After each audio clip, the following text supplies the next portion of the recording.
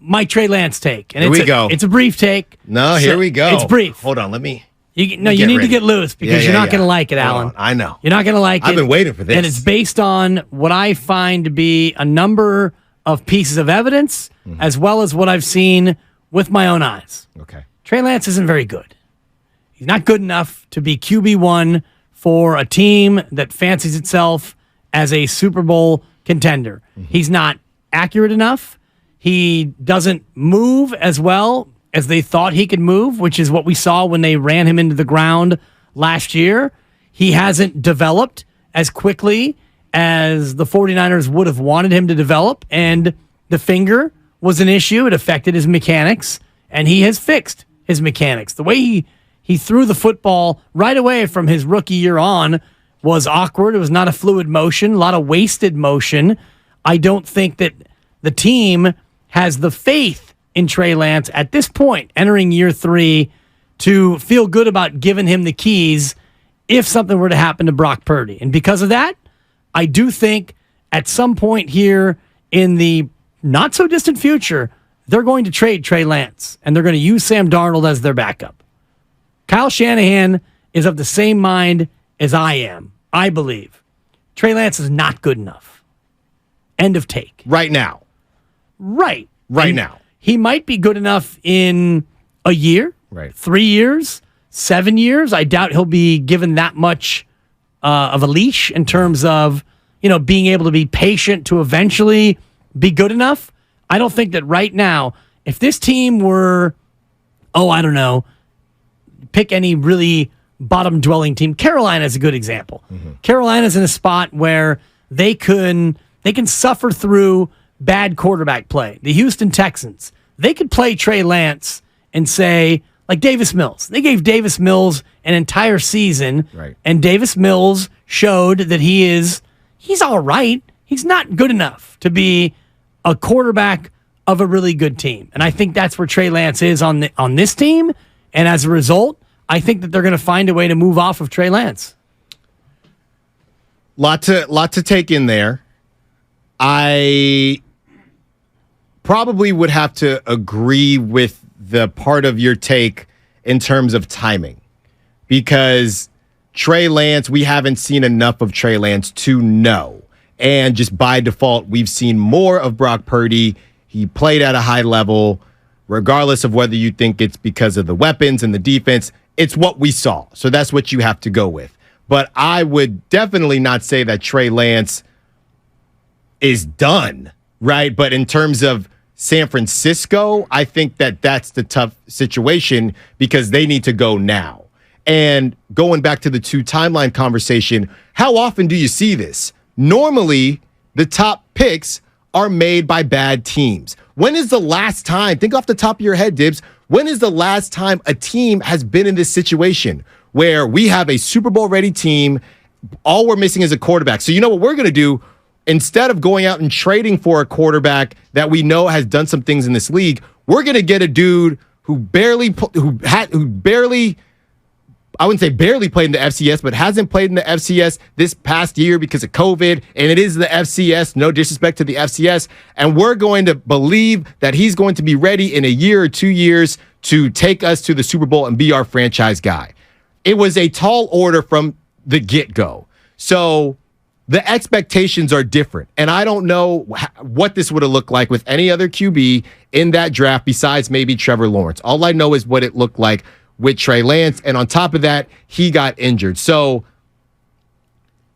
he's not good enough for this specific situation, and it was never a situation unless they randomly just hit on a unicorn, right, within 1 to 2 years. And again, we don't know what happens with Trey Lance if the finger isn't messed up, or even last season. Or the ankle, yeah. But that's not what happened. That's not what happened. So sure, anybody that's listening or is watching Twitch or YouTube that believes, okay, Dibs is coming down Trey Lance's road, it's just a timing thing. In all relationships, sometimes the timing just doesn't work out. Right. And it's a timing thing with Trey Lance. I don't think you're saying Trey Lance will never be good, or is that what you're saying? I would, if I had to bet if Trey Lance ever makes a Pro Bowl or not, I would bet on the not. And if he goes to Tampa Bay in this hypothetical trade and he's the Tampa Bay Bucs starter for 3, 4, 5 years, I don't necessarily think that Trey Lance is going to get to that level. I don't know if Trey Lance... But how can you make that assessment, though? It's just it's a judgment. It's a guess based on what I've seen. Now, you haven't seen enough of any of these quarterbacks really to make a judgment. You could look at Trevor Lawrence, and you can make a judgment based on what you've seen. He started, 2 years worth of games. You saw him at Clemson. He started a playoff game last year. You can make somewhat of an assessment of Trevor Lawrence based on what you've seen over the course of 6 or 7 years of high-level football. Trey Lance, you can't really make that judgment. You're looking at a year in North Dakota where none of us ever saw a game. You didn't see a full game live. You might have seen clips. Those highlights went crazy, though. The highlights went crazy. Now, did you see every snap of every game in the game flow? Probably not. And even if you did, it's hard to say what you saw because it's football championship subdivision. So is the best team in FCS, which was North Dakota State, how would they compare to a mediocre team in the FBS? Well, the good teams in FCS can beat some pretty good teams in FBS, but we don't really know based on the matchups and all the rest of it. And then you look at what Trey's done as a pro, and there really isn't much there in terms of tape because he played a couple games as a rookie. There was Trey's package that we saw for a little dose here and there. And then last year he played a game and a quarter and he got hurt. So any judgment that I make is based on what I've seen. And what I've seen has not been impressive enough to where I would buy stock in Trey Lance. And that's just, again, it's a judgment that I'm making based on a small sample size. And what I do know is that the 49ers have brought in multiple quarterbacks at multiple times to be there as insurance for Trey Lance. Last year, you bring Jimmy Garoppolo back, and you elevated Brock Purdy over Nate Sudfeld because you probably weren't totally sold on Trey Lance. And then this year, you bring in Sam Darnold because Brock Purdy's hurt, and you're pretty sure he's going to be healthy, but you want to make sure you've got quarterbacks in the room, and you bring in Brandon Allen to compete not with Brock Purdy, but with Trey Lance. So for me, these pieces of evidence tell me that the 49ers are at least a little bit questioning of Trey Lance and his ability to be QB1 if Brock gets hurt. Yeah, and I mean, they're not just questioning. It's very obvious that they do not think that Trey, by himself, they do not trust Trey as much as we're going to give him the keys. We're also going to bring back Jimmy Garoppolo just in case, right? They're telling us. So I don't even think your take is really disrespectful to Trey. It's more about the situation that Trey was put in. And even those maybe and he wasn't drafted as high, but maybe Patrick Mahomes, because Alex Smith had taken them to the playoffs and, okay, I'm going to sit behind. Most of the time, it's either a sit behind situation where the team was okay, right? Or the team just wasn't very good. And the sit behind situations just don't last. They're becoming fewer and far between because they're kind of useless. I don't know if Patrick Mahomes wouldn't be Patrick Mahomes if he didn't have to sit behind Alex Smith. I think he'd still be pretty good. So when it comes to Trey Lance, you put him in a situation where, yeah, we're going to sit him for sure, but it's Jimmy, and we're going to be successful. We weren't going to be bad. Right. So then you have to take the keys away. That was the whole thing, and I'm not trying to make excuses for Trey. At the end of the day, you gotta sling the rock, and you gotta be accurate, and you gotta be able to do your job, or you're just not going to have an opportunity, right? But in terms of the situation that Trey was put in, it is something unlike we just don't normally see. I'm thinking because, Jimmy, he actually plays really well, and he's also probably the most well-liked guy in Northern California. Trey's going to back him up, and even though we're probably going to make the playoffs, we were talking about what if they won the Super Bowl, but you know what I mean? So we're going to go to the NFC Championship, but we're going to move off a guy who took us to the Final Four because we just don't think he has it, and we're going to replace him with Trey Lance, who we also don't know if he has it or not. Right. It just was the most, for how calculated these pro teams are, specifically the Niners, it was the most haphazard approach and situation I've ever come across. Well, I think it makes perfect sense on the surface, but the leap and what made it haphazard was the fact that you brought in a project. Trey Lance and, Mac Jones was a guy who played at Alabama, and his numbers were inflated by the fact that he had the best offense on the best team with the best weapons, maybe in college history. So his numbers were inflated. Justin Fields was an unbelievable talent, but you weren't sure if he would fit the pro-style quarterback. Right. Trevor Lawrence was gone. Zach Wilson was a one-year curiosity where he could spin it. But when you look at it now, it seems laughable that he went when he went because he was at BYU in a pretty soft, offense-friendly environment. You were mentioning this before. How often does a really good team draft high and get a quarterback? And I'm looking back at the quarterbacks drafted last year. The Panthers, the Texans, and the Colts all took high quarterbacks. Those three teams all stunk. Right. The year before, the Steelers took Pickett at number 20, so that's not really that high. Yeah. But Pittsburgh wasn't great either. In 2021, Lawrence, Wilson, and Lance go 1, 2, and 3. Jaguars and the Jets were bad, and the Niners were the team that traded up to get into that group. The Bears took Fields with 11. Mac Jones goes 15 to the Patriots. But to your point, you go back, Burrow went number 1 to the Bengals. The Bengals were bad at that time. And the Dolphins were bad when they took Tua. And Herbert to the Chargers was number 6, and they were bad.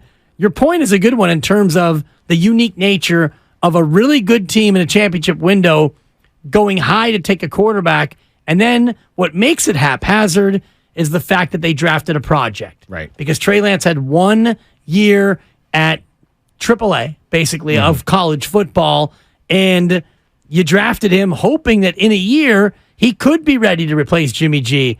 But the finger issue, accuracy issues, whatever it was, led it to not be a turnkey situation. And now here we are entering year 3, and there are more question marks than ever about can Trey Lance be that guy? Yeah, and to your point, when you say, okay, well, I wouldn't bet on Trey making a Pro Bowl, I'm going to take the cop-out route, and I'm going to say I'm not going to make that assessment until he gets that's why it's hashtag free Trey. Sure. And it's not going to happen on the Niners, right? So if you move off of Trey, move him somewhere, get to see, even if it's a team that does stink, just get to see him. I just want to see what it looks like, Dibs. I don't know. So I get what you're saying. You're entitled to your opinion. You would say nay.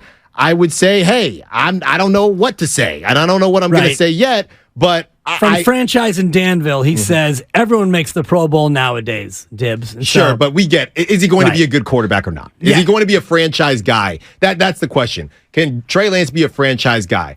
Now here's my next question. Also, how many QBs, it feels like in this day and age, quarterbacks have popped pretty fast. And every time you bring up Trey Lance, the first comparison is, well, Josh Allen. Yeah. Josh Allen, he took a while to pop, and look at him now. Besides Josh Allen, I'm thinking off the top of my head, and you might have to go back a bit. Number one, who has taken more time to pop? And number two, how many quarterbacks have been given that much time? Justin Fields was on a terrible team, and everyone's thinking, okay, you basically get one mulligan year. And Trey Lance missed out on it because of injury. And who knows what it would have even looked like because, again, the Niners were good. Yeah. The Bears had nothing to lose. So but even with Justin Fields, everybody is saying we expect him to take a leap because he did do some things last season. But it's not we just expect him to take a leap. It's also, he has to. You only get so much time to show that you're going to be a franchise guy. Yeah. So a little different with Justin Fields, though, because he can do a lot with his legs. So right. I'm just saying if he regress, if it's not that leap year and the Bears do stink again, do we think they're not going to? I mean, look at, Josh Rosen. Very quickly, we figured out that was a mistake. But what did they give Josh Rosen? Was it 2 years before they went out and got Kyler Murray? Now, Kyler Murray was supposed to be a dude, and we don't know what Kyler Murray is going to be. He's got the health issues now. So the bottom line is you feel for Trey because of the situation, but ultimately, I know people that would take the take to say, hey, Dibs, or hey, Allen, you're talking about Trey being put in a rough situation getting to go to one of the best teams in football? How is that a rough situation when all these other guys got to go to teams that aren't very good? I'm sure Trevor Lawrence would have loved to go to the 49ers, and I get all that, but it's also because you have sustained success. So they had sustained success with Jimmy. So it's not as if there's nobody was playing QB. Jimmy was playing QB, and Jimmy and doing it well enough to win, and had brought them from the depths. So now you're just going to try to replace him. So it's very nuanced, but ultimately there is a time tick, tick, tick, tick, tick, and Trey Lance is starting to probably has run out as far as a franchise guy for the 49ers, unless for some reason, and we can talk about this too, Dibs. Injury, sure. Trey Lance gets an opportunity if Brock Purdy gets injured and he balls out. Cool, let's rock and roll. Maybe you got something with Trey. But if Brock Purdy doesn't ball out, how bad would he have to look for Kyle Shanahan to even famine or think about moving off or even messing with Trey again? I don't know. Yeah, I think it's week 8, which is the week right before the bye. If you're going to make a quarterback switch of this nature, I think that week 8 is probably the best time to do it. From the 925, Jordan Love will be an interesting comp this year for Trey. Love hasn't always gotten great reviews his first couple of years. Love a guy who has sat there and watched Aaron Rodgers and waited, and now he gets his turn. And he was he's taken in the 2020 draft, I believe. Yeah, Jordan Love was taken number 26 overall in 2020. So this is year 4. So they're facing a fifth-year option with Jordan Love, and if he pops, he's going to get paid. Trey Lance in a spot where, unless something dramatic happens in San Francisco, he may end up having to get that elsewhere. Dave is in Napa. Dave, you're on 95.7 The Game. Hey, guys. How's it going? Good. How are you? Good. Hey, Dibs, I just wanted to comment on your Trey Lance take. To me, it just seems like this season would be it'd be a really bad time to try to trade Trey Lance. I just feel like it's more valuable to us to have him as a quarterback that's been, that has had the playbook for 3 years than it would be to get some like 4th or 5th round pick in a draft next season. The thing I worry about is like if Purdy does go down and we say we had already traded Trey Lance, the season is on Sam Darnold. And we've already seen him in the league and what he can do. So, I don't know. I just think that for this season, for the team, it might be best to keep Trey Lance on the roster. Set, QB2, QB3 doesn't matter to me, honestly. But I just don't see it going down like that this offseason. Yeah, thank you, Dave. I agree with you in terms of QB2. If Trey Lance is going to be able to beat out Sam Darnold and he is the backup, then yeah, you want to keep him. And hopefully you don't need 3 quarterbacks this year.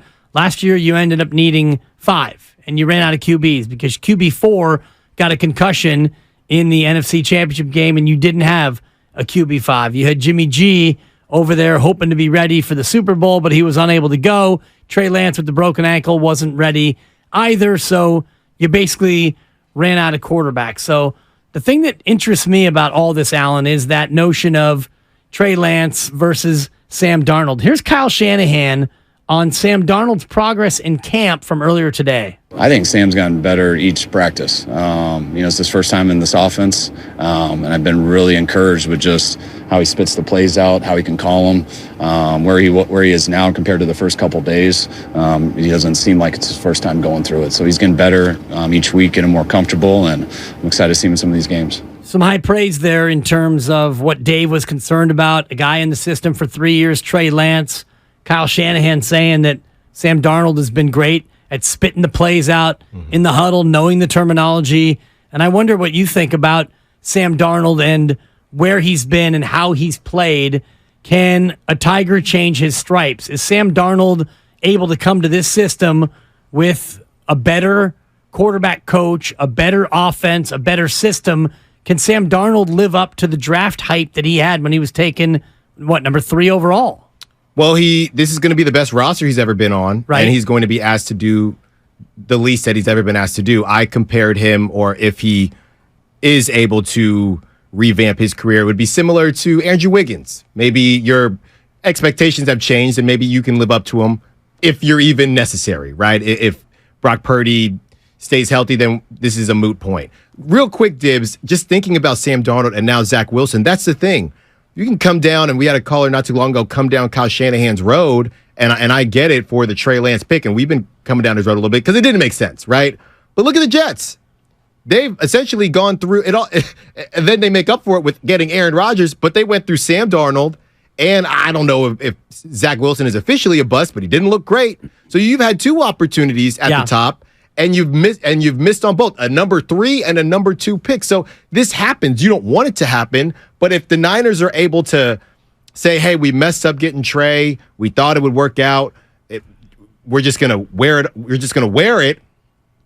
But out of that, we were able to get Brock Purdy, and Brock Purdy's a franchise guy. And to us, it doesn't matter whether we gave up picks for a quarterback, or it doesn't matter whether he was Mr. Irrelevant. We found a franchise guy. That's how I would market it. Hey, we got two opportunities that we missed on one, we hit on the other. The bottom line is we got a franchise guy now where a lot of the rest of the league doesn't. So it really doesn't matter what we missed on, does it? Well, it only doesn't matter if you continue to win. Yes. And when you're 3-4 last year, and then you win 10 in a row, and then you win a couple of playoff games, and you lose in the NFC Championship game, so you wind up 13-4, and you wind up 15-5 overall. So yes, it doesn't matter right now. I'm sure some 49er fans who are either believers in Trey Lance or haters of Kyle Shanahan, you can hold it against Kyle Shanahan, but you can't, in my opinion, hold it too much against him when he still is winning. And you took Brock Purdy, and whether or not you think he got lucky drafting him or not, they were able to take that quarterback who was QB4 during camp for a while.